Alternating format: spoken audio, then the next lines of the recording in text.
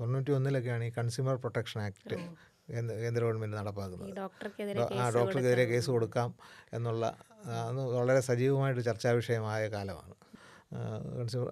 അങ്ങനെ നിയമം വന്നു കഴിഞ്ഞ 2 വർഷത്തിനകമാണ് ഈ സംഭവം നടക്കുന്നത്.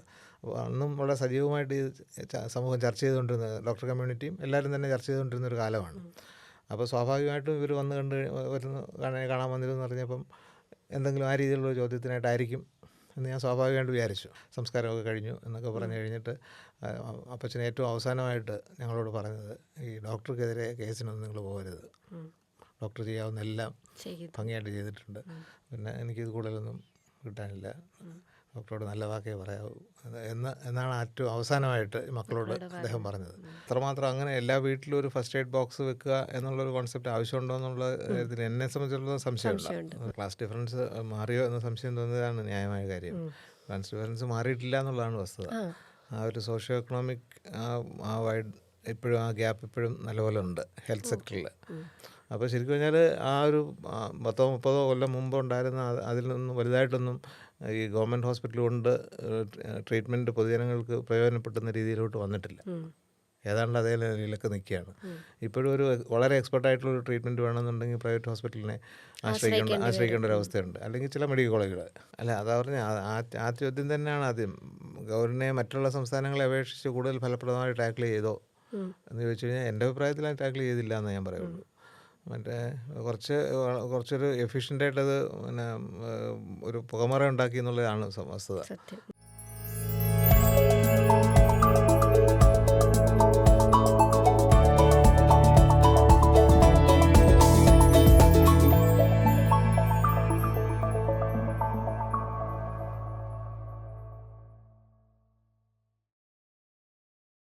ഈ ഡയബറ്റിക്സിലായിട്ട് ബന്ധപ്പെട്ട് നോക്കുമ്പോൾ ഏറ്റവും അധികം ആൾക്കാർ റിലേറ്റ് ചെയ്ത് വരുന്നൊരു സാധനം ഹാർട്ട് ഡിസീസാണ്. അപ്പോൾ സാർ, ഡയബറ്റിക്സിലേക്ക് തിരിയുന്നതിന് മുന്നേ ഇഷ്ടംപോലെ ഹൃദ്രോഗികളെ ചികിത്സിച്ച അനുഭവം ഒരുപാട് ആ പുസ്തകമാകാൻ ഇരിക്കുന്ന ആ നോട്ടിൽ ഞാൻ കണ്ടു. അപ്പോൾ സാർ അങ്ങനെ ഏറ്റവും സ്ട്രൈക്കിംഗ് ആയിട്ട് ഓർത്തിരിക്കുന്ന ഒരു രോഗിയോ, പെട്ടെന്ന് നമ്മൾ ഒട്ടും ഹോപ്പില്ലാതിരുന്നിട്ട് തിരിച്ചു വരുന്ന ഒരാളോ, അങ്ങനെ ആരെങ്കിലുമൊക്കെ വന്നു പോയിട്ടുണ്ടോ? എല്ലാ ഡോക്ടർമാർക്കും അങ്ങനെ ഈ മറക്കാനാവാത്ത ചില പേഷ്യൻസ് ഉണ്ടാവും. പ്രത്യേകിച്ചും വർഷങ്ങളായിട്ട് പ്രാക്ടീസ് ചെയ്യുന്ന, നാട്ടിൻപുറത്തൊക്കെ പ്രാക്ടീസ് ചെയ്യുന്ന എന്നെ പോലുള്ള ഒരാൾക്കെന്ന് തീർച്ചയായിട്ടും. അപ്പോൾ അത് പിന്നെ പലപ്പോഴും അവരുടെ ആ ഓർമ്മകൾ നമ്മുടെ സമാനമായിട്ടുള്ള വേറൊരു പേഷ്യൻ്റ് വരുമ്പോഴായിരിക്കും പെട്ടെന്ന് നമ്മൾ ഓർക്കുന്നത്. ഈ ഹൃദ്രോഗത്തിൻ്റെ കാര്യം ചോദിച്ചുകൊണ്ട് തന്നെ ആ ഹൃദ്രോഗവുമായിട്ട് ബന്ധപ്പെട്ട് ഒരു രോഗിയുടെ ഞാൻ എപ്പോഴും ഓർക്കാറുള്ളതാണ് ഒരു പേഷ്യൻ്റെ കാര്യം. അത് പിന്നെ പലപ്പോഴും ഞാൻ എൻ്റെ ജൂനിയേഴ്സിനോടൊക്കെ പറയാറുണ്ട് ആ ഒരു അനുഭവം. അത് പിന്നെ 1980 ഹോസ്പിറ്റൽ തുടങ്ങിയ 2-3 വർഷം കഴിഞ്ഞപ്പോഴാണ് 89 ഒരു സമയത്ത് ഈ വാടക കെട്ടിടത്തിൽ ഹോസ്പിറ്റൽ നടന്നുകൊണ്ടിരുന്ന സമയത്താണ്. അപ്പോൾ ഒരു പേഷ്യൻ്റ് വൈകുന്നേരം ഒരു 7 മണിയൊക്കെ ആകുമ്പം ഒരു നെഞ്ചുവേദനയായിട്ട് ഹോസ്പിറ്റലിൽ വന്നു.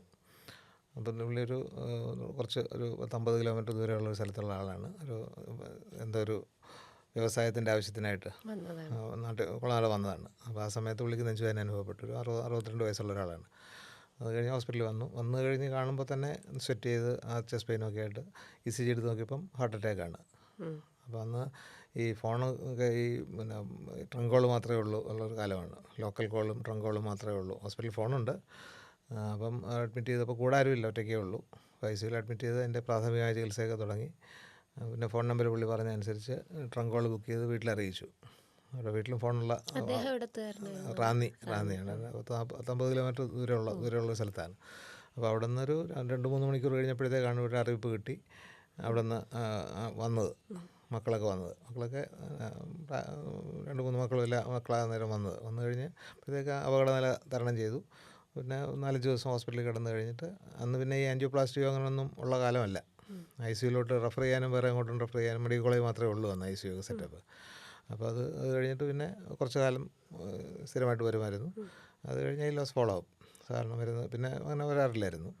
അത് കഴിഞ്ഞ് ഒരു 5 വർഷമൊക്കെ കഴിഞ്ഞ് ഹോസ്പിറ്റലിൽ സ്വന്തമായിട്ട് ബിൽഡിങ്ങിലേക്ക് മാറിക്കഴിഞ്ഞ് ഏതാണ്ട് ഒരു സിമിലർ സിറ്റുവേഷനിൽ അദ്ദേഹം വീണ്ടും നെഞ്ചുവേദനയായിട്ട് ഇതുപോലെ തന്നെ ഈ യാത്ര ചെയ്യുന്ന ആയിരുന്നുകൊണ്ടായിരിക്കും കുളനാട് ഇതുപോലെ തന്നെ എന്തോ ആവശ്യത്തിനായിട്ട് വന്നു. സെയിം ഏതാണ്ട് ഒരു ഡിറ്റോ അതുപോലെ തന്നെ വന്നിട്ട് ഏതാണ്ട് അതേ സമയത്ത് തന്നെ വൈകുന്നേരം രാത്രി വരെ ഞാൻ ഹോസ്പിറ്റലിൽ നിന്ന് പോകാൻ തുടങ്ങിയ സമയത്താണ് ഹോസ്പിറ്റലിൽ വരുന്നത്. ഇതുപോലെ നെഞ്ചുവേദനയായിട്ട് വന്നു. അന്നും ECG എടുത്തു കഴിഞ്ഞപ്പം മേജർ അറ്റാക്കാണ്. അപ്പോൾ അന്ന് കുറച്ചുകൂടെ സീരിയസ് ആയിട്ടുള്ള, അതായത് ഇതിൻ്റെ ECGയിൽ നമുക്ക് ഇതിൻ്റെ സീരിയസ്നെസ് അറിയാം. കുറച്ചുകൂടെ സീരിയസ് ആയിട്ടുള്ള ഇതാണ്. അഡ്മിറ്റ് ചെയ്തിട്ട് പ്രാഥമിക ചികിത്സകളെന്ന് ഈ സ്ട്രെപ്റ്റോക്കൈനസ് എന്ന് പറഞ്ഞാൽ അലിഞ്ഞു പോകാനുള്ള രക്തക്കുഴലുകളിലുള്ള ബ്ലോക്ക് ചെയ്ത് അലിഞ്ഞു പോകാനുള്ള മരുന്നുകളാണ് ഇഞ്ചക്ഷൻ കൊടുക്കുന്നത്. അപ്പോൾ അതൊക്കെ സ്റ്റാർട്ട് ചെയ്തു. ICUവിൽ അഡ്മിറ്റ് ചെയ്ത് കഴിഞ്ഞ് വീട്ടിൽ വിവരം അറിയിച്ചു. അന്ന് ഒറ്റയ്ക്കാണ് വന്നത്. വീട്ടിൽ വിവരം അറിയിച്ച് മക്കളൊക്കെ വരാനായിട്ട് കുറച്ചുകൂടെ സമയമുണ്ട്. രാത്രി ഒരു 2-3 മണിക്കൂർ കഴിഞ്ഞ് അറിയിച്ച് കഴിഞ്ഞ് അവർ തയ്യാറായി അപ്പോഴത്തേക്ക് ശരിക്കും ഞാൻ പുള്ളിയുടെ ഓരോ നിമിഷം കഴിയുന്തോറും പുള്ളിയുടെ കണ്ടീഷൻ വഷളാകുമായിരുന്നു. ഇമ്പ്രൂവ്മെൻ്റ് ഒട്ടും വരുന്നില്ല. കൊടുക്കാവുന്ന ട്രീറ്റ്മെൻറ്റൊക്കെ കൂടെ തന്നെ കൊടുത്തെങ്കിൽ തന്നെയും ഓരോ നിമിഷവും അത് മോശമാകുന്നൊരവസ്ഥയായിരുന്നു. അന്ന് ഒരു 10-10:30 ആയപ്പോഴത്തേക്ക് 10 മണിയൊക്കെ ആയപ്പോഴത്തേക്കാണ് 7-7:30 വന്നത്. 10 മണിയൊക്കെ ആയപ്പോഴത്തേക്കാണ് മക്കളൊക്കെ വന്നത്. വരുമ്പോഴത്തേക്ക് തീരെ പൾസും ബിപിയൊന്നും തീരെ മോശപ്പെട്ടൊരവസ്ഥയായിരുന്നു. അങ്ങോട്ടും ട്രാൻസ്ഫർ ചെയ്യണമെങ്കിൽ മെഡിക്കൽ കോളേജ് വരെ പോകണം. അപ്പോൾ ആ സമയത്ത് ട്രാൻസ്ഫർ ചെയ്യാൻ ഒക്കാത്തൊരവസ്ഥയായിരുന്നു. അപ്പോൾ ഞാൻ മക്കളുമായിട്ട് കാര്യങ്ങളെല്ലാം പറഞ്ഞു. സർവൈവ് ചെയ്തില്ല, കൊണ്ടുപോകുന്നൊരു സ്റ്റേജേ അല്ല. അപ്പോൾ ചെയ്യാവുന്നതെല്ലാം ചെയ്തിട്ടുണ്ട്, ഇത് കൂടുതലൊന്നും നമുക്ക് ചെയ്യാനില്ല എന്ന് മക്കളോടൊക്കെ പറഞ്ഞ് ഒരു 11:30 ആയപ്പോഴും ഞാൻ ഡോക്ടർ ഉണ്ടായിരുന്നു, ഡ്യൂട്ടി ഡോക്ടറെ ഏൽപ്പിച്ചിട്ട് ഞാൻ വീട്ടിൽ പോയി ഒരു അരമണിക്കൂർ കഴിഞ്ഞപ്പം ഡ്യൂട്ടി അമ്മ വിളിച്ച് പറഞ്ഞ് മരിച്ചു. ബോഡി കൊണ്ടുപോയി. അപ്പോൾ അതിൻ്റെ പിന്നെ ഒരു നമുക്ക് മനസ്സിൽ കൊള്ളുന്ന ഒരു അനുഭവം ഉണ്ടായത് പിറ്റേ ദിവസമാണ്. പിറ്റേ ദിവസമല്ല, അതിൻ്റെ പിറ്റേ ദിവസം, ഒരു ദിവസം കൂടെ കഴിഞ്ഞിട്ട്. അപ്പോൾ 3-ാമത്തെ ദിവസം ഈ ഞാനൊരു ദിവസം ഓഫീസിൽ ചെന്നാൽ കഴിഞ്ഞപ്പോൾ ഈ മക്കൾ എന്നെ കാണാൻ വന്നിരിക്കുകയാണ്. അപ്പോൾ ആ സമയത്ത് ശരിക്കും ഞാൻ 1991, ഇത് 93-ലൊക്കെയാണ്. 91-ലൊക്കെയാണ് ഈ കൺസ്യൂമർ പ്രൊട്ടക്ഷൻ ആക്ട് കേന്ദ്ര ഗവൺമെൻറ് നടപ്പാക്കുന്നത്. ഡോക്ടർക്കെതിരെ കേസ് കൊടുക്കാം എന്നുള്ള അന്ന് വളരെ സജീവമായിട്ട് ചർച്ചാ വിഷയമായ കാലമാണ്. അതിനു മുമ്പ് രോഗി മരിച്ചു കഴിഞ്ഞാൽ വീട്ടിൽ കൊണ്ടുപോകുക എന്നുള്ളതല്ലാതെ ഡോക്ടറുടെ അനാസ്ഥ കൊണ്ടാണോ അല്ലെങ്കിൽ എന്തെങ്കിലും ചികിത്സാ പിഴവ് കൊണ്ടാണോ എന്നുള്ളൊരു ചോദ്യമില്ലായിരുന്നു അതിനു മുമ്പുള്ള കാലത്ത്. അപ്പം ഈ കൺസ്യൂമർ പ്രൊട്ടക്ഷൻ ആക്ട് വന്നു കഴിഞ്ഞപ്പം ഏത് രോഗിക്കും തന്നെ അത് പരാതിപ്പെടാമെന്നും അങ്ങനെ നിയമം വന്നു കഴിഞ്ഞ 2 വർഷത്തിനകമാണ് ഈ സംഭവം നടക്കുന്നത്. അപ്പോൾ അന്നും വളരെ സജീവമായിട്ട് ഈ സമൂഹം ചർച്ച ചെയ്തുകൊണ്ടിരുന്നത്, ഡോക്ടർ കമ്മ്യൂണിറ്റിയും എല്ലാവരും തന്നെ ചർച്ച ചെയ്തുകൊണ്ടിരുന്നൊരു കാലമാണ്. അപ്പോൾ സ്വാഭാവികമായിട്ടും ഇവർ കാണാൻ വന്നിരുന്നു പറഞ്ഞപ്പം എന്തെങ്കിലും ആ രീതിയിലുള്ള ചോദ്യത്തിനായിട്ടായിരിക്കും എന്ന് ഞാൻ സ്വാഭാവികമായിട്ട് വിചാരിച്ചു. പക്ഷേ അവിടെ വന്ന് കയറി കഴിഞ്ഞ് ഒരു സംസ്കാരമൊക്കെ കഴിഞ്ഞു എന്നൊക്കെ പറഞ്ഞു കഴിഞ്ഞിട്ട് അപ്പച്ചൻ ഏറ്റവും അവസാനമായിട്ട് ഞങ്ങളോട് പറഞ്ഞത്, ഈ ഡോക്ടർക്കെതിരെ കേസിനൊന്നും നിങ്ങൾ പോകരുത്, ഡോക്ടർ ചെയ്യാവുന്ന എല്ലാം ഭംഗിയായിട്ട് ചെയ്തിട്ടുണ്ട്, പിന്നെ എനിക്കിത് കൂടുതലൊന്നും കിട്ടാനില്ല, ഡോക്ടറോട് നല്ല വാക്കേ പറയാവൂ എന്നാണ് ഏറ്റവും അവസാനമായിട്ട് മക്കളോട് അദ്ദേഹം പറഞ്ഞത്. പക്ഷേ അതൊരു നമുക്ക് മനസ്സിൽ കൊള്ളുന്ന ഒരു സ്റ്റേറ്റ്മെൻറ്റാണ്. ശരിക്കും ഞാൻ മരിക്കാൻ പോകുന്ന ഒരു രോഗിയിൽ നിന്ന് മക്കളോട് അങ്ങനെ പറയാമെന്ന് പറയുമ്പം വലിയൊരു റിവാർഡാണ്. ശരിക്കും ഒരു ഡോക്ടർക്ക് കിട്ടുന്നൊരു വലിയ അംഗീകാരമാണ്, ശരിക്കും ഒരു റിവാർഡാണ്. പക്ഷേ ഞാൻ പിന്നീട് ആലോചിക്കുമ്പോൾ ആ കാലത്തിൻ്റെ ഒരു പ്രത്യേകതയും കൂടെ ആയിരിക്കണം. ഡോക്ടർക്ക് ചെയ്യാൻ ഒക്കുന്നതെല്ലാം ചെയ്യും എന്നുള്ളൊരു ധാരണ പേഷ്യൻറ്റുണ്ട്. പേഷ്യൻറ്റിന് വേണ്ടി നമ്മൾ കുറച്ച് റിസ്ക് എടുത്തായാലും ചെയ്യണം. നമ്മുടെ പേഴ്സണൽ റിസ്ക് അംഗീകരിച്ചുകൊണ്ട് തന്നെ നമുക്ക് അതുകൊണ്ട് എന്തെങ്കിലും പ്രശ്നം ഉണ്ടായാലും സാരമില്ല എന്ന് പറഞ്ഞ് ആ റിസ്ക് എടുത്ത് ചെയ്യാൻ ഡോക്ടേഴ്സ് വന്ന് തയ്യാറായിരുന്നു. ആ ഒരു മ്യൂച്വലായിട്ടുള്ള ഒരു റെസ്പെക്റ്റ് ഉള്ളതുകൊണ്ടാണ്. അത് എപ്പോഴും ഞാൻ എൻ്റെ ജൂനിയേഴ്സിനോടൊക്കെ പറയാവുന്നൊരു കഥയാണ്. പക്ഷേ ആ കാലത്ത് മാറിപ്പോയി ഇപ്പോൾ ഒരുപാട്. ഇപ്പം ശരിക്കും പറഞ്ഞാൽ അങ്ങനെ ഒരു പ്രശ്നം, അത്ര ഒരു റിസ്ക് ഞാൻ ഉൾപ്പെടെ എടുക്കുമെന്ന് എനിക്ക് തോന്നുന്നില്ല ഇപ്പോഴത്തെ കാലത്ത്. കാരണം ഇങ്ങനെ ഒരു ക്വസ്റ്റ്യൻ വരാനാണ് സാധ്യത കൂടുതൽ. അപ്പോൾ അതുകൊണ്ട് തന്നെ ആ റിസ്ക് ഒഴിവാക്കും. പേഷ്യൻറ്റിന് ശകലം റിസ്ക് വന്നാൽ പോലും അവനവൻ്റെ സേഫ്റ്റി ആദ്യം നോക്കുന്നൊരു കാലം. അപ്പോൾ അതിനകത്ത് 2 സൈഡും ഉണ്ട്. സാർ, ഈ ഫസ്റ്റ് എയ്ഡിൻ്റെ ഒരു ഇമ്പോർട്ടൻസ് നമ്മൾ വലിയ കാര്യമായിട്ട് എടുക്കുന്നില്ല എന്ന് സാറിന് തോന്നുന്നു. ഞാൻ ഒരു സംശയമായിട്ടുകൂടെ ചോദിക്കുകയാണ്. ഇപ്പോൾ പ്രാഥമിക ചികിത്സ എന്നുള്ളത് ഒരു വീട്ടിലൊരു ഫസ്റ്റ് എയ്ഡ് ബോക്സ് എന്നാണ് നമ്മുടെ 4ാം ക്ലാസ്സിലെ ബേസിക് സയൻസിൻ്റെ ടെക്സ്റ്റ് ബുക്കിലൊക്കെ ഉള്ളത്. പക്ഷേ നമ്മുടെ വീടുകളിൽ അങ്ങനെ ഒരു സാധനം കീപ്പ് ചെയ്യുമോ, അല്ലെങ്കിൽ ബേസിക് ആയിട്ടുള്ള ഒരു ഫസ്റ്റ് എയ്ഡിനെ കുറിച്ചുള്ള ഒരു നോളജോ, ഇത്രയും ലിറ്ററേറ്റ് ആണെന്ന് പറയുന്ന നമുക്കിടയിൽ അങ്ങനെ ഒരു അറിവുണ്ടോ? പക്ഷെ അതിനെക്കുറിച്ച് പിന്നെ ഓഫാൻഡായിട്ട് പറഞ്ഞു കഴിഞ്ഞാൽ അത്രമാത്രം അങ്ങനെ എല്ലാ വീട്ടിലും ഒരു ഫസ്റ്റ് എയ്ഡ് ബോക്സ് വെക്കുക എന്നുള്ളൊരു കോൺസെപ്റ്റ് ആവശ്യമുണ്ടോ എന്നുള്ള കാര്യത്തിൽ എന്നെ സംബന്ധിച്ചിടത്തോളം സംശയമുള്ളതാണ്. അതിൻ്റെ ആവശ്യം, കാരണം അത് വേണ്ട പോലെ അത് ഉപയോഗിക്കാനുള്ള പരിജ്ഞാനം കൂടി ഇല്ലെങ്കിൽ അതുകൊണ്ട് കാര്യമില്ല. ഒന്ന്. രണ്ടാമത്, അങ്ങനെ ഫസ്റ്റ് എയ്ഡ് വെച്ച് ട്രീറ്റ് ചെയ്ത് ശരിയായി എന്ന് പറഞ്ഞുകൊണ്ട് ഇപ്പോൾ കാലിലൊരു മുറിവ് വന്നു കഴിഞ്ഞാൽ അല്ലെങ്കിൽ ഒരു കാല് വീണ് ഒരു നീര് വന്നു കഴിഞ്ഞാൽ ഫസ്റ്റ് എയ്ഡ് ചെയ്തുകൊണ്ടിരുന്ന് കഴിഞ്ഞാൽ ഇപ്പോൾ എക്സ്റേ എടുത്ത് നോക്കി ചിലപ്പോൾ ചെറിയ ഫ്രാക്ചർ ഉള്ളതായിരിക്കാം. ഇപ്പോൾ ഫസ്റ്റ് എയ്ഡ് ചെയ്തു എന്ന് പറഞ്ഞുകൊണ്ട് അത് വെറുതെ വെച്ചുകൊണ്ടിരിക്കുന്നത് ശരിയല്ല ഓക്കെ, എന്നുള്ളതാണ്. ഫസ്റ്റ് എയ്ഡിനകത്ത് ഇനീഷ്യലി ചെയ്യാനുള്ള അത്യാവശ്യം കാര്യങ്ങൾ അറിഞ്ഞിരിക്കുന്നത് നല്ലതാണ്. പക്ഷേ ആ ട്രീറ്റ്മെൻറ്റ് കൊണ്ട് നിർത്താനുള്ളൊരു ടെൻഡൻസി വരും. ആ ഒരു അർത്ഥത്തിൽ അത് ചിലപ്പോൾ കൗണ്ടർ പ്രൊഡക്റ്റീവ് ആയിരിക്കും. തിരിച്ചടിക്കാനുള്ളൊരു സാധ്യത ഇല്ലാതില്ല. അപ്പോൾ അത് അറിയാവുന്ന ഒരാൾക്ക്, അല്ലെങ്കിൽ ഏറ്റവും അടുത്ത് അറിയാവുന്ന ഒരാളിനടുത്ത് കൊണ്ടുപോയി കാണിക്കണം. ആ രീതിയിലാണ് ഫസ്റ്റ് എയ്ഡ് ചെയ്യേണ്ടത്. എല്ലാവരും ഇപ്പോൾ ഹോസ്പിറ്റലിൽ പോകണമെന്നില്ല. പക്ഷേ ഇതിനകത്ത് പരിജ്ഞാനമുള്ള ആരെങ്കിലും കാണും, വീട്ടിലോ അല്ലെങ്കിൽ അടുത്ത വീടുകളിലോ അല്ലെങ്കിൽ ആ ഭാഗത്ത് ആരെങ്കിലും ഉണ്ടെങ്കിൽ അവരോടൊരു അഭിപ്രായം ചോദിക്കുക, ഇത് കൊണ്ടുപോയി കാണിക്കേണ്ടതുണ്ടോ എന്നുള്ള രീതിയിലാണ് ഫസ്റ്റ് എയ്ഡ് ട്രീറ്റ്മെൻറ്റ് ചെയ്യേണ്ടതെന്ന് എനിക്ക് തോന്നുന്നത്. ഓക്കെ സാർ, പ്രിവെൻറ്റീവ് കെയറിൽ വർക്ക് ചെയ്യുന്നത് കൊണ്ട് ഞാൻ അങ്ങനെ ഒരു പൊതുവായിട്ടുള്ളൊരു സംശയം ചോദിച്ചതാണ്. സാർ, നമ്മുടെ ഒരു ഹെൽത്ത് ഹിസ്റ്ററി പരിഗണിക്കുകയാണെങ്കിൽ കേരളത്തിൻ്റെ സ്പെസിഫിക് ആയിട്ട് ചോദിക്കുക, സാറിൻ്റെ ഏരിയ ഓഫ് എക്സ്പെർട്ടൈസ് അതായതുകൊണ്ട് നമ്മുടെ ട്രീറ്റ്മെൻറ്റിൽ ഈ ക്ലാസ് ഡിഫറൻസ് വളരെ നന്നായിട്ടുണ്ടായിരുന്ന ഒരു കാലത്തായിരിക്കുമല്ലോ സാറ് ഈ പ്രാക്ടീസിലേക്ക് വരുന്നത്. ഈ ക്ലാസ് ഡിഫറൻസ് അല്ലെങ്കിൽ സാമ്പത്തികമായി മുന്നോക്കമുള്ളവന് കിട്ടുന്ന കെയറും സൗകര്യങ്ങളും താഴ്ന്ന ഒരു സാഹചര്യത്തിലുള്ള ആൾക്കാർക്ക് കിട്ടുന്നില്ല. ഈ ഇൻഷുറൻസ് പദ്ധതികളൊക്കെ അതിനെ കുറേ മാറ്റി മറിച്ചിട്ടുണ്ടെന്നാണ് എനിക്ക് തോന്നുന്നത്. ചില ഒരു ക്ലാസ് ഡിഫറൻസിനെ മാറ്റിയെടുത്തത് എങ്ങനെയായിരുന്നു അതിൻ്റെ ഒരു പ്രോസസ്സ്? ഇപ്പോൾ ഗവൺമെൻറ്റൽ ഇൻ്റർവെൻഷൻസ് ആയാലും അല്ലെങ്കിൽ മെഡിക്കൽ ഫീൽഡിൽ തന്നെയുള്ള ആൾക്കാരുടെ ഇടപെടലുകളായാലും എങ്ങനെയാണ് ആ ക്ലാസ് ഡിഫറൻസ് മാറിയത് നമ്മുടെ കേരളത്തിൽ? അല്ലെങ്കിൽ ഇപ്പോഴും ഉണ്ടോ അങ്ങനെ ഒരു സാധനം? അങ്ങനെ ഒരു ഡൗട്ട് കൂടി ആയിട്ട് ചോദിക്കാം. അല്ല, ക്ലാസ് ഡിഫറൻസ് മാറിയോ എന്ന സംശയം തോന്നിയതാണ് ന്യായമായ കാര്യം. ക്ലാസ് ഡിഫറൻസ് മാറിയിട്ടില്ല എന്നുള്ളതാണ് വസ്തുത.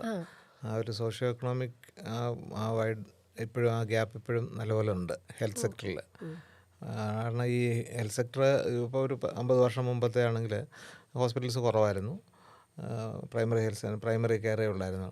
പക്ഷേ ആ സമയത്ത് കേരളത്തിന് പറ്റിയ ഒരു അഡ്വാൻറ്റേജ് എന്ന് വെച്ചാൽ, കേരളത്തിൽ ഈ നെഹ്റുവിൻ്റെ കാലത്ത് ആദ്യ സ്വാതന്ത്ര്യം കിട്ടിയതിന് ശേഷം ഈ 3 ടയർ ഹെൽത്ത് സിസ്റ്റം നാഷണലിൽ നടപ്പാക്കി.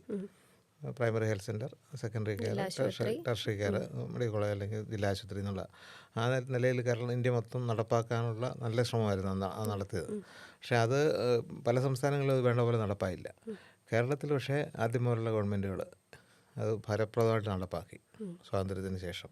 അപ്പോൾ അതുകൊണ്ട് തന്നെ ഈ ഗവൺമെൻറ് സെക്ടറിലുള്ള പ്രൈമറി ഹെൽത്ത് സെൻ്ററുകൾ മിക്കവാറും നല്ലപോലെ എല്ലായിടവും ഉണ്ടായി. ആ ചികിത്സ ഫലപ്രദമായിട്ട് നടന്നു. അപ്പോൾ തീരെ പാവങ്ങൾക്കും ചികിത്സ കിട്ടുന്നൊരവസ്ഥയൊന്നും ഉണ്ടായിരുന്നു. അതോടൊപ്പം തന്നെയാണ് ഈ ക്രിസ്ത്യൻ മിഷണറിമാർ സ്ഥാപിച്ച അതിന് മുമ്പേ ഉണ്ടായിരുന്ന ക്രിസ്ത്യൻ മിഷണറിമാർ സ്ഥാപിച്ച ഹോസ്പിറ്റലുകളുണ്ടായിരുന്നു. പക്ഷെ അതും പറഞ്ഞാലേ ഈ ഒരു ധർമാശുപത്രി എന്നുള്ള രീതിയിൽ തന്നെ ആയിരുന്നു അവർ കണക്കാക്കിയിരുന്നത്. അപ്പോൾ തീരെ സാമ്പത്തികമായിട്ട് ബുദ്ധിമുട്ടുള്ള ഒരാൾക്ക് ചികിത്സ ഇപ്പം പോകാൻ നേരം ബില്ല് പറയുമ്പോൾ കാശ് കുറവാണെങ്കിൽ അത് കുറച്ച് കൊടുക്കും, അല്ലെങ്കിൽ ഒരു ബുദ്ധിമുട്ടുള്ളതാണ് എന്ന് പറഞ്ഞാൽ ഫ്രീ ആയിട്ട് ചികിത്സ കൊടുക്കും. അങ്ങനെയുള്ള ആശുപത്രികളായിരുന്നു അന്ന് ഈ ക്രിസ്ത്യൻ മിഷൻ എനിക്ക് കൂടുതൽ അറിയാവുന്ന ക്രിസ്ത്യൻ മിഷൻ ഹോസ്പിറ്റലുകളെ കുറിച്ചാണ്. കൂടുതലും അതായിരുന്നു അവരുടെ സേവനം അതായിരുന്നു. അപ്പോൾ അത് വർഷങ്ങളായിട്ട് തുടർന്നു. പിന്നീട് അത് മാറി വന്നു. ആ പ്രൈവറ്റ് സെക്ടറിലെ ഈവൻ മിഷണറി ഹോസ്പിറ്റൽ എന്നുള്ള മിഷണറി എന്നുള്ള സേവനം അങ്ങ് മാറിയിട്ട് അതും ഒരു ലാഭത്തോടുകൂടി നടക്കുന്ന ഹോസ്പിറ്റലുകളായിട്ട് കൺവേർട്ട് ചെയ്യപ്പെട്ടു കഴിഞ്ഞൊരു 10-25 വർഷം മുമ്പ് മുതൽ തന്നെ. ആ ഒരു ചേഞ്ച് കൃത്യമായിട്ട് ഞാനൊക്കെ മനസ്സിലാക്കിയിട്ടില്ല. പണ്ടൊക്കെ അങ്ങനെയുള്ള ഹോസ്പിറ്റലുകളിൽ നമ്മൾ റെഫർ വിടേണ്ടി വരികയാണെങ്കിൽ ആ കൂട്ടത്തിൽ അവിടെ വിളിച്ച് പറയും, ഞാൻ പാവം പിടിച്ച ആളാണ്, ഫ്രീ ആയിട്ട് കൊടുക്കണമെന്ന് ധൈര്യമായിട്ട് പറയുമായിരുന്നു. അത് അവർ കേൾക്കുകയും ചെയ്യുമായിരുന്നു. അപ്പോൾ അങ്ങനൊരു കാലം ഉണ്ടായിരുന്നു. അത് കഴിഞ്ഞിട്ട് പിന്നെ ഇത്ര കെട്ടി വെച്ചാലേ അഡ്മിറ്റ് ചെയ്യുന്നുള്ളൊരവസ്ഥയിലാണ് ഇപ്പോഴ്. അങ്ങനെയുള്ളൊരു അവസ്ഥ, ആ ഒരു ചേഞ്ച് വന്നിട്ടുണ്ട്. അപ്പോൾ അതുകൊണ്ട് തന്നെ ഈ പാവപ്പെട്ട ആൾക്ക് അപ്രോച്ച് ചെയ്യാൻ പറ്റാത്തൊരു പ്രൈവറ്റ് ഹോസ്പിറ്റൽസ് നല്ലൊരു പങ്കും അതൊരു പ്രശ്നമുണ്ട്. ഗവൺമെൻറ് സെറ്റപ്പ് വന്നു കഴിഞ്ഞാൽ ഗവൺമെൻറ് സെറ്റപ്പിൽ സൗകര്യങ്ങൾ ഒരുപാട് കൂടി. പ്രൈമറി ഹെൽത്ത് സെൻ്ററും സെക്കൻഡറി കെയറും താലൂക്ക് ഹോസ്പിറ്റലായാലും ഒക്കെ തന്നെ ഒരുപാട് കൂടിയിട്ടുണ്ട്. അവിടെയുള്ള ഭൗതിക സാഹചര്യങ്ങളും കൂടിയിട്ടുണ്ട്. പക്ഷേ അതിനൊക്കുന്ന രീതിയിലുള്ള ഒരു കെയർ കൊടുക്കാനുള്ള ഒരു സ്റ്റാഫ് വന്നിട്ടുണ്ടോ എന്നുള്ളൊരു പ്രശ്നമുണ്ട്. PHCകളിലൊക്കെ ഉള്ള പ്രശ്നമാണ്. അതാണ് ആ ലോപ്പ് സൈഡ് ഡെവലപ്മെൻറ്റാണ്. എല്ലാം നല്ല ടൈലൊക്കെ ഇട്ടുള്ള ഹോസ്പിറ്റൽസാണ്. ഫിസിക്കൽ ഭൗതിക സാഹചര്യങ്ങൾ എല്ലാം ഉണ്ട്. അത്യാവശ്യം ഇൻവെസ്റ്റിഗേറ്റീവിനുള്ള സൗകര്യങ്ങളും ഉണ്ട്. പക്ഷേ അത് ഫലപ്രദമായിട്ട് ഉപയോഗിക്കാൻ പറ്റുന്ന ഒരു സ്റ്റാഫും അതിൻ്റെ ഒരു എക്സ്പെർട്ടൈസ് ആ സ്റ്റാഫിനും ഇല്ല എന്നുള്ളൊരു പോരായ്മയുണ്ട് ശരിക്കും പറഞ്ഞാൽ. വിമർശനമല്ല, പക്ഷേ എങ്കിൽ തന്നെ അത് പറയാതിരിക്കാൻ പറ്റില്ല. പക്ഷേ അതിൻ്റെതായ കാരണങ്ങളും ഉണ്ട്. കാരണം അവർക്ക് ഉൾക്കൊള്ളാൻ ഒക്കുന്നതിൽ കൂടുതൽ പേഷ്യൻസ് ആയിരിക്കും ചെല്ലുന്നത്. പക്ഷേ അതിനനുസരിച്ച് ആണ് ഡെവലപ്മെൻറ്റ് ഉണ്ടാക്കണം. അതാണ് ഗവൺമെൻറ്റിൻ്റെ ഒരു കടമ. പക്ഷെ അത് എവിടെയോ ഇടയ്ക്ക് നഷ്ടപ്പെട്ടു. അപ്പോൾ ശരിക്കും പറഞ്ഞാൽ ആ ഒരു 10-30 കൊല്ലം മുമ്പ് ഉണ്ടായിരുന്ന അതിൽ നിന്നും വലുതായിട്ടൊന്നും ഈ ഗവൺമെൻറ് ഹോസ്പിറ്റൽ കൊണ്ട് ട്രീറ്റ്മെൻറ്റ് പൊതുജനങ്ങൾക്ക് പ്രയോജനപ്പെടുന്ന രീതിയിലോട്ട് വന്നിട്ടില്ല.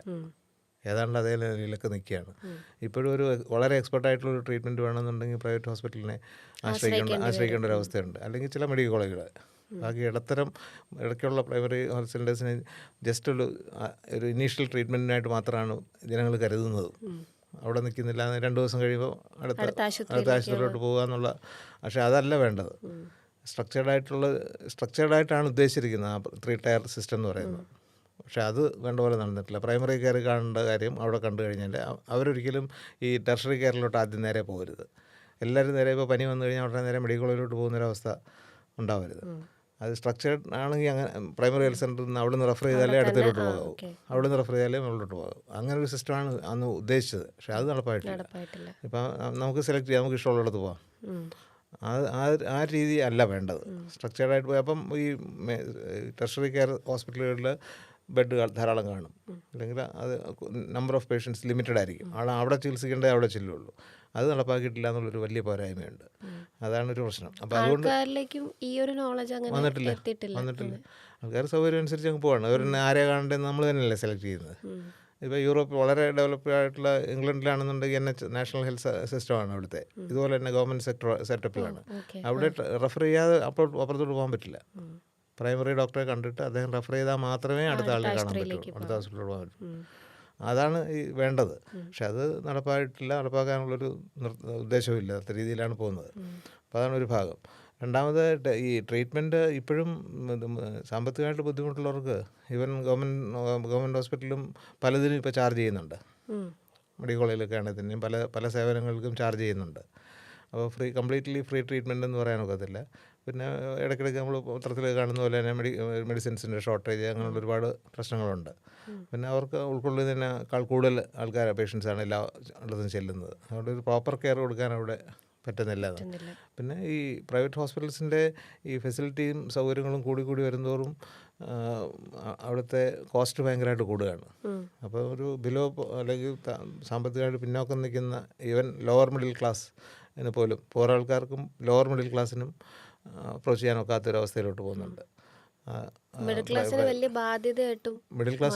ബാധ്യതയായിട്ട് മാറും. പക്ഷേ ഇതാകുമ്പോൾ നമുക്ക് മാറ്റിവെക്കാനൊക്കാത്ത കാര്യമാണ് ട്രീറ്റ്മെൻറ്റ് എന്ന് പറയുന്നത്. ട്രീറ്റ്മെൻറ്റ് എന്ന് പറയുമ്പോൾ അത് ഒഴിവാക്കാൻ ഒക്കുന്ന ഒരു കാര്യമല്ല. പക്ഷെ അപ്പോൾ ഒരു വലിയ ബാധ്യതയായിട്ട് വരുന്നുണ്ട്. അതിന് ശരിക്കും അവിടെയാണ് വേറൊരു മാറ്റം വന്നത്. അതായത് ഒരു മിഡിൽ ലെവൽ പ്രൈവറ്റ് ഹോസ്പിറ്റൽസ് ഉണ്ടായിരുന്നു. അത് മിക്കവാറും എല്ലാം പൊട്ടിക്കൊണ്ടിരിക്കുകയാണ്. അല്ലെങ്കിൽ അപ്പോൾ അവിടെ ഒരു വലിയ ഒരുപാട് ട്രീറ്റ്മെൻറ്റ് കോസ്റ്റ് വരത്തില്ലായിരുന്നു. ഒരു 1-2 ഡോക്ടർമാർ ചേർന്ന് നടക്കുന്ന ഒരു ഹോസ്പിറ്റൽ, റിട്ടയർഡ് ഡോക്ടേഴ്സ് അങ്ങനെ നടക്കുന്ന ഒരു 10 ബെഡൊക്കെ ഉള്ള അല്ലെങ്കിൽ 15 ബെഡൊക്കെ ഉള്ള ഹോസ്പിറ്റൽസ്.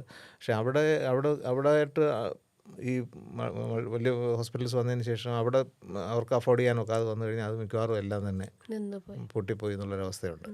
അപ്പോൾ ഈ ഒറ്റയ്ക്കിരിക്കുന്ന ഏതെങ്കിലും ഒരു പ്രാക്ടീഷണേഴ്സ് അല്ലാതെ പിന്നെ ഈ വലിയ സൗകര്യമുള്ള മൾട്ടി സ്പെഷ്യാലിറ്റി ഹോസ്പിറ്റൽ മാത്രമേ ഉള്ളൂ. ഇടയ്ക്കുള്ള ആ ഒരു മിഡിൽ ലെവൽ ഹോസ്പിറ്റൽസ്, പ്രൈവറ്റ് ഹോസ്പിറ്റൽസും ഇല്ലാതായി.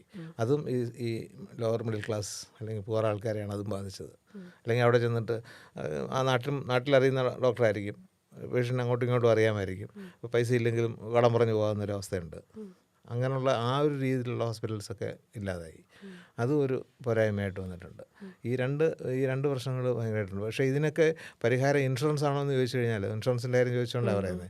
ഇപ്പോൾ ഇന്ത്യ പോലുള്ളൊരു രാജ്യത്ത് ഇൻഷുറൻസ് അത് ശരിയാണോ എന്നുള്ളൊരു, ഇൻഷുറൻസ് അത്ര ഫലപ്രദമല്ല എന്നുള്ളതാണ്. ഇൻഷുറൻസ് ലെവലിലോട്ടല്ല ശരിക്കും പറഞ്ഞാൽ പോകേണ്ടത്. ഇംഗ്ലണ്ട് മോഡൽ, ഇപ്പോൾ അമേരിക്കൻ മോഡലാണ് ഇൻഷുറൻസ് എന്ന് പറയുന്നത്. അതേസമയം ഈ ഇംഗ്ലണ്ടിലെ മോഡൽ എന്ന് പറഞ്ഞു കഴിഞ്ഞാൽ ഈ ഗവൺമെൻറ് സെറ്റപ്പിനെ ബലപ്പെടുത്തുക എന്നുള്ളതാണ്. ഫ്രീ ആണ് ട്രീറ്റ്മെൻറ്റ്. പ്രൈവറ്റ് ഹോസ്പിറ്റൽസ് അപൂർവമേ ഉള്ളൂ. അവിടെ അത്യാവശ്യമുള്ളവർക്ക് മാത്രമേ പോകേണ്ടുള്ളൂ. ഇൻഷുറൻസ് എന്ന് പറഞ്ഞാൽ ഗവൺമെൻറ് ഇൻഷുറൻസ് കൊടുത്തേക്കുന്നത്. അപ്പം പ്രൈമറി ഗവൺമെൻറ് ഹോസ്പിറ്റലാണ് കൊടുക്കേണ്ടത്. അല്ലാതെ ഇൻഷുറൻസിൻ്റെ പ്രശ്നം എന്ന് വെച്ച് കഴിഞ്ഞാൽ, ഈ ഇൻഷുറൻസ് വരുമ്പോൾ ഈ എല്ലാവരും പ്രിക്കോഷൻ എടുക്കും. ഇപ്പോൾ ഡോക്ടേഴ്സ് ആണെങ്കിലും ഇൻഷുറൻസിലുള്ള ഒരു പേഷ്യൻ്റ് വന്നു കഴിഞ്ഞാൽ ആവശ്യത്തിൽ കൂടുതൽ ഇൻവെസ്റ്റിഗേറ്റ് ചെയ്യാനുള്ളൊരു ഫെസിലിറ്റി വരും. കാരണം പേഷ്യൻ്റെ കയ്യിൽ നിന്നല്ലല്ലോ പൈസ ചാർജ് ചെയ്യുന്നത്. Patient is also not bothered എത്ര ചാർജ് വന്നാലും. അപ്പോൾ അതിൻ്റെ ഫലമായിട്ട് വരുന്നതെന്ന് വെച്ച് കഴിഞ്ഞാൽ അപ്പോൾ പക്ഷേ ഇൻഷുറൻസ് കമ്പനിക്ക് സഫർ ചെയ്യാൻ പറ്റില്ലല്ലോ. അവർ ഓരോ വർഷവും പ്രീമിയം കൂട്ടും. കുറച്ച് കഴിയുമ്പോൾ ഈ ഇൻഷുറൻസ് അഫോർഡ് ചെയ്യാൻ വയ്യാത്തൊരവസ്ഥയിലോട്ടുണ്ട് ഇൻഷുറൻസ് എടുക്കാൻ സാധാരണക്കാരന് പ്രശ്നം. പ്രീമിയം ഇപ്പോൾ നല്ല പ്രീമിയമാണ്. അപ്പോൾ ഈ ഇൻഷുറൻസ് ലെവലിലുള്ള ആ ഒരു ഡെവലപ്മെൻറ്റ് അല്ല ശരിക്കും പറഞ്ഞാൽ ഇന്ത്യ പോലുള്ളൊരു രാജ്യത്ത് ആവശ്യം. ഒരു ഡെവലപ്ഡ് കൺട്രിയിലാണെങ്കിൽ പ്രശ്നമില്ല. അതിപ്പോൾ അമേരിക്ക തന്നെ അനുഭവിച്ചുകൊണ്ടിരിക്കുകയാണ്. ഭയങ്കര പ്രീമിയമാണ് ഹെൽത്ത് ഇൻഷുറൻസ്, ഭയങ്കര പ്രീമിയമാണ്. ഇടയ്ക്ക് അതിന് ഒബാമയുടെ കാലത്ത് അതൊന്ന് തിരിച്ചു കൊണ്ടുവരാനായിട്ട് പുള്ളി ശ്രമിച്ചായിരുന്നു, ഒബാമ ഹെൽത്ത് കെയർ എന്ന് പറഞ്ഞിട്ട്. പക്ഷെ അത് നടക്കത്തില്ല അവിടെ ഇനിയും. പക്ഷേ ഇന്ത്യ അങ്ങനെ ആ ലെവലിലോട്ട് പോകുന്നത് ശരിക്കും പറഞ്ഞാൽ അത് ഒരുപാട് ചിന്തിക്കേണ്ട വിഷയമാണ്. പക്ഷേ അത് നമ്മുടെ ലെവലിലൊന്നും ചിന്തിക്കാവുന്ന കാര്യമല്ല. എങ്കിലും പോളിസി ആൾക്കാരുടെ ഇൻഷുറൻസ് മോഡൽ അല്ല ശരിക്കും പറഞ്ഞാൽ ഇന്ത്യക്ക് നല്ലത്. ഇന്ത്യക്ക് എപ്പോഴും ഗവൺമെൻറ് സെറ്റപ്പ്, ഗവൺമെൻറ് ഹോസ്പിറ്റൽസ് കുറച്ചുകൂടെ വിപുലീകരിക്കുക, അതിൻ്റെ സേവനങ്ങൾ പോരായ്മകൾ പരിഹരിച്ച് കൊണ്ടുപോകുക എന്നുള്ളതാണ് എപ്പോഴും വേണ്ടത്. അങ്ങനെയാണെങ്കിൽ ഈ ലോവർ ലെവലിലുള്ള ആളുകൾക്ക് അഫോർഡബിൾ ട്രീറ്റ്മെൻറ്റ് കിട്ടുകയുള്ളൂ. അപ്പോൾ ആ ഒരു പെർസ്പെക്റ്റീവാണ് എൻ്റെ ഒരു തോന്നൽ. ആ രീതിയിൽ പോകണമെന്നാണ്. അതെനിക്കൊരു പുതിയ തോട്ട് പ്രോസസ് ആയിരുന്നു. ഇൻഷുറൻസ് അല്ല ചെയ്യേണ്ടത്, ഗവൺമെൻറ് ഇൻവോൾവ് ആവുക എന്നുള്ളത്. ഈ കോവിഡ് സമയത്ത് ICDSൻ്റെ ഒരു സ്റ്റഡി ഉണ്ടായിരുന്നു. അതിൽ ഒരു പാർട്ടിസിപ്പേറ്റ് ചെയ്ത കുറേ പേരിൽ ഒരാൾ ഞാനായിരുന്നു. അപ്പോൾ സ്റ്റഡിയിൽ ഇങ്ങനെ എൻ്റെ ടോപ്പിക്ക് കോവിഡും public health care system of കേരളയായിരുന്നു. അപ്പോൾ അതിനകത്ത് മീഡിയയിൽ വന്നിരുന്ന പരിപാടികളെ എടുത്തിട്ട് അതിനകത്ത് എങ്ങനെയാണ് ഹെൽത്തിനെ പോർട്രേ ചെയ്തിരിക്കുന്നത് എന്നുള്ള കാര്യമാണ് പറഞ്ഞത്. അപ്പോൾ എൻ്റെ പബ്ലിക് ഹെൽത്ത് സിസ്റ്റത്തിൻ്റെ ഹിസ്റ്ററി എനിക്ക് പഠിക്കേണ്ടി വന്നപ്പോൾ എല്ലാവരും ഭയങ്കരമായി പുകഴ്ത്തി പറയുന്നൊരു കാര്യം, കേരളത്തിൻ്റെ health care model top notch, international ലെവലിനോട് കിടപിടിക്കുന്നതാണ്. അതുകൊണ്ടാണ് കേരളത്തിന് കോവിഡിനെ ടാക്കിൾ ചെയ്യാൻ പറ്റിയത് എന്നുള്ള രീതിയിലുള്ള കോൺവെർസേഷൻസാണ് അധികം വന്നത്. പിന്നെ അതിൽ പേപ്പർ പ്രസൻറ്റേഷൻ സമയത്ത് ഇത് ഓഡിയൻസിൽ ഒരു മെഡിക്കൽ പ്രാക്ടീഷണറോ അങ്ങനെ ആരും ഇല്ലാതിരുന്നത് കൊണ്ട് വളരെ ഇൻഡെപ്തിലായിട്ടുള്ള ഡിസ്കഷനിലേക്ക് അത് പോയില്ല. വെറുതെ അപ്രൂവ് ചെയ്തങ്ങ് വിട്ടത് മാത്രമേ ഉണ്ടായിരുന്നുള്ളൂ. അതുകൊണ്ട് ഞാൻ പറഞ്ഞത് ഓഫ് റെക്കോർഡായിട്ട് പറഞ്ഞെങ്കിൽ പറയാം. അപ്പോൾ അങ്ങനെ ആ പബ്ലിക് ഹെൽത്ത് കെയർ സിസ്റ്റം ഇവിടെ അത്രയും സ്ട്രോങ് ആയതുകൊണ്ട് തന്നെയാണോ നമ്മൾ ഈ കോവിഡിനെ ടാക്കിൾ ചെയ്തു എന്ന് പറഞ്ഞു? ഈ ടാക്കിളിങ് എന്നുള്ള വേർഡ് കൊണ്ട് അവരെന്താ ഉദ്ദേശിക്കുന്നത്? അല്ല, അതാ പറഞ്ഞ ആ ചോദ്യം തന്നെയാണ് ആദ്യം. ഗവൺമെൻറ്റിനെ മറ്റുള്ള സംസ്ഥാനങ്ങളെ അപേക്ഷിച്ച് കൂടുതൽ ഫലപ്രദമായി ടാക്കിൾ ചെയ്തോ എന്ന് ചോദിച്ചു കഴിഞ്ഞാൽ എൻ്റെ അഭിപ്രായത്തിൽ അത് ടാക്കിൾ ചെയ്തില്ല എന്ന് ഞാൻ പറയുള്ളൂ. മറ്റേ കുറച്ചൊരു എഫിഷ്യൻ്റായിട്ടത് പിന്നെ ഒരു പുകമറ ഉണ്ടാക്കി എന്നുള്ളതാണ് വസ്തുത. വലിയ എഫിഷ്യൻ്റായിട്ട് മാനേജ് ചെയ്തൊന്ന് ഞാനൊക്കെ ഇൻവോൾവ് ആയിരുന്നല്ലോ. നമ്മളൊക്കെ ഒരുപാട് ക്യാമ്പുകൾ നടത്തി, ഫീൽഡിൽ ഒരുപാട് ക്യാമ്പുകൾ നടത്തി. നത്തിങ് ഒരു അതിനകത്ത് ഒരു വാക്സിനേഷൻ എന്നുള്ള ഒരു പ്രോസസ്സ് ഓൾ ഇന്ത്യ ലെവലിൽ നടത്തിയത് അത് ഫലപ്രദമായിരുന്നു. അത് ഒരു മറ്റുള്ള രാജ്യങ്ങളെ അപേക്ഷിച്ചൊരു അപ്പർ ഹാൻഡ് കിട്ടി ഇന്ത്യക്ക്. ചീപ്പായിട്ട് എല്ലാവർക്കും കൊടുക്കാൻ പറ്റുന്ന അതൊരു അപ്പർ ഹാൻഡ് ഇന്ത്യക്ക് പൊതുവെ കിട്ടി എന്നുള്ളതല്ലാതെ അത് കുറച്ച് ഫലപ്രദമായിട്ട് വേണമെങ്കിൽ നടപ്പാക്കി എന്ന് പറയാം. എന്നുള്ളതല്ലാതെ ഈ കേരള ഹെൽത്ത് മോഡലിനകത്ത് ഒരു കോവിഡിനെ ടാക്കിൾ ചെയ്യുന്ന കാര്യത്തിൽ അല്പം പോലും അതിനകത്തൊരു മേന്മയൊന്നും അവകാശപ്പെടാൻ എനിക്ക് തോന്നിയിട്ടേ ഇല്ല. പക്ഷേ കേരള ഹെൽത്ത് സിസ്റ്റം എന്ന് പറയുന്നത് 1970s കേരള മോഡൽ എന്ന് പറയുന്നത് 3 ടയർ, അതായത് നേരത്തെ പറഞ്ഞ അത് ഭംഗിയായിട്ട് നടപ്പാക്കി എന്നുള്ളത് അത് തീർത്തും ആ സമയത്ത് വളരെ ഫലപ്രദമായിരുന്നു. പിന്നീടാണ് അത് ഡിറ്റീറിയേറ്റ് ചെയ്യുകയും ഇതെല്ലാം ഡിറ്റീറിയേറ്റ് ചെയ്ത് വന്നത്. 1970s കാലഘട്ടത്തിലെ ഹെൽത്ത് സിസ്റ്റം അന്നത്തെ രോഗങ്ങൾ ടാക്കിൾ ചെയ്യാനായിട്ട് അത് അന്ന് അക്യൂട്ട് കെയർ മോഡലായിരുന്നു. വന്ന ശേഷം ചികിത്സിക്കാൻ ആ ഒരു ചികിത്സാ രീതി അത് വളരെ ഫലപ്രദമായിരുന്നു. ഞങ്ങളൊക്കെ പ്രിവെൻറ്റീവ് മെഡിസിനിൽ പഠിച്ചിട്ടുള്ളതാണ് Kerala model of health, Kerala paradox. അപ്പോൾ ഇന്ത്യയിലെ മറ്റ് സംസ്ഥാനങ്ങളൊക്കെ തന്നെ മോശമായിക്കൊണ്ടിരിക്കുമ്പോൾ കേരളം മാത്രം യൂറോപ്യൻ സ്റ്റാൻഡേർഡിൽ ആണ് ഹെൽത്ത് ഇൻഡെക്സസ് എല്ലാം വരുന്നതെന്നുള്ളൊരു ഹെൽത്ത് ഇൻഡെക്സുകളെല്ലാം. ഇപ്പോൾ മെറ്റേണൽ മോർട്ടാലിറ്റി, ഇൻഫൻറ്റ് മോർട്ടാലിറ്റി ഒക്കെ യൂറോപ്പിനെ സമാനമാണ് അന്നേ. അതെന്തുകൊണ്ടെന്നുള്ളൊരു വലിയ വിഷയമായിരുന്നു. അത് ഞങ്ങൾ ഒരുപാട് അതിനെക്കുറിച്ച് ചർച്ച ചെയ്തിട്ടുള്ളതാണ്. കേരളം മാത്രം എന്തുകൊണ്ട് മുന്നേക്കുന്നു എന്നുള്ളത്. അത് അന്ന് ഫലപ്രദമായിരുന്നു. അതിന് ഒരുപാട് കാരണങ്ങൾ നേരത്തെ ഈ പറഞ്ഞ പോലെ തന്നെ പ്രൈമറി ഹെൽത്ത് സിസ്റ്റം നന്നായിട്ട് നടപ്പാക്കി, പബ്ലിക് ഡിസ്ട്രിബ്യൂഷൻ സിസ്റ്റം, റേഷനിങ് വളരെ ഫലപ്രദമായിട്ട് നടപ്പാക്കി. അതാണ് ഈ പോവർട്ടി കുറഞ്ഞു, പട്ടിണി കിടക്കുന്നവർ, മാൽന്യൂട്രീഷൻ കുറഞ്ഞു. പിന്നെ ഈ മിഷണറിമാരുടെ പ്രവർത്തനം, പിന്നെ സോഷ്യൽ ഡെവലപ്മെൻറ്റ്, ഈ ശ്രീനാരായണ ഗുരു, അയ്യങ്കാളിയൊക്കെ വന്നതിന് ശേഷമുള്ള അവരുടെ സോഷ്യൽ ഡെവലപ്മെൻറ്റ് വന്നു. ഇതെല്ലാം അതിൻ്റെ ഘടകം. അല്ലാതെ ഹെൽത്ത് മാത്രം ഈ ആശുപത്രി മാത്രമല്ല. ഹെൽത്ത് ഇമ്പ്രൂവ് ചെയ്യുന്നതിനകത്ത് ശരിക്കും ആശുപത്രിക്ക് ഒരു ചെറിയ ഘടകമേ ഉള്ളൂ പബ്ലിക് ഹെൽത്ത് ഇമ്പ്രൂവ് ചെയ്യുന്നതിന്. അല്ലാതുള്ള സോഷ്യൽ ഡെവലപ്മെൻറ്റാണ്. വേറൊരു ഇൻട്രസ്റ്റിംഗ് ആയിട്ട് ഇതിൻ്റെ കൂട്ടത്തിലങ്ങ് പറയാം. ഓക്കെ. ഇൻട്രസ്റ്റിംഗ് ആയിട്ടുള്ളൊരു കാര്യമുണ്ട്. ഒരു പുസ്തകമുണ്ട് അതിനെക്കുറിച്ച്. അതായത് ഇപ്പം ബ്രിട്ടനിലെ സ്റ്റഡിയാണ്. ബ്രിട്ടനിൽ ഒരു 200 വർഷം മുമ്പൊക്കെ അവരുടെ ലോഞ്ചിവിറ്റി ഓഫ് ലൈഫ് 40 വയസ്സ് 45 വയസ്സൊക്കെ ആയിരുന്നു. Life expectancy okay. ഒരു ഫസ്റ്റ് വേൾഡ് വാറൊക്കെ കഴിഞ്ഞ ആ സമയത്ത്. അതിനുശേഷമാണ് ആ സമയത്ത് ആണെങ്കിൽ മരിച്ചുകൊണ്ടിരിക്കുന്ന മാൽന്യൂട്രീഷനുണ്ട്, പിന്നെ ഈ പകർച്ചവ്യാധികൾ, കോളറ, പ്ലേഗ്, അല്ലെങ്കിൽ പോളിയോ, അങ്ങനെയുള്ള പകർച്ചവ്യാധികൾ, അതൊക്കെ കൊണ്ടായിരുന്നു മരിച്ചുകൊണ്ടിരുന്ന ആളുകൾ. അപ്പം അന്ന് അതുപോലെ തന്നെ ഈ സാനിറ്റേഷൻ ഇല്ലാതെ, ഈ പബ്ലിക് ടോയ്ലറ്റുകളൊന്നുമില്ല. അപ്പോൾ അങ്ങനെ ഈ കുടിവെള്ളം ശരിയല്ല. അപ്പോൾ അതൊക്കെ അവർ ആ 200 വർഷങ്ങൾ കൊണ്ട് അതൊക്കെ ഇമ്പ്രൂവ് ചെയ്തു. 1950. അപ്പോൾ ഇമ്മ്യൂണൈസേഷൻ, ഈ ഇതിനെല്ലാമുള്ള വാക്സിൻസ് കണ്ടുപിടിച്ചു. 150 വർഷമായി ഈ ടി വിക്ക് ഉൾപ്പെടെയുള്ള വാക്സിൻസ് ഒക്കെ കണ്ടുപിടിച്ചിട്ട്. അതുകൊണ്ട് അങ്ങനെയുള്ള പ്ലേഗ് അതെല്ലാം നിയന്ത്രിക്കാൻ പറ്റി. രണ്ടാമത് മാൽന്യൂട്രീഷൻ കുറഞ്ഞു, സാമ്പത്തികമായിട്ട് മെച്ചപ്പെട്ട് കഴിഞ്ഞു. ഇൻഡസ്ട്രിയൽ റവല്യൂഷൻ കഴിഞ്ഞ് സാമ്പത്തികമായിട്ട് മെച്ചപ്പെട്ടു, മാൽന്യൂട്രീഷൻ കുറഞ്ഞു. മൂന്നാമത് സാനിറ്റേഷൻ ഇമ്പ്രൂവ് ചെയ്തു. അപ്പോൾ ഈ കോളറ അങ്ങനെയുള്ള പകർച്ചവ്യാധികളെല്ലാം ഇല്ലാതായി. ഈ പിന്നെ ലോഞ്ചിവിറ്റി ഓഫ് ഹെൽത്ത്, അതായത് എക്സ്പെക്റ്റഡ് ലൈഫ് എക്സ്പെക്റ്റൻസി 65 മാറി. ഇത്രയായപ്പോഴത്തേക്ക് 20-25 പെട്ടെന്ന് അങ്ങ് കൂടി. അപ്പം ഈ 3 ഘടകങ്ങൾ കൊണ്ടാണ്. ഇതൊന്നും ആശുപത്രിയായിട്ട് ബന്ധപ്പെട്ടതല്ല, എക്സെപ്റ്റ് വേണമെങ്കിൽ ഇമ്മ്യൂണൈസേഷൻ വേണമെങ്കിൽ പറയാം.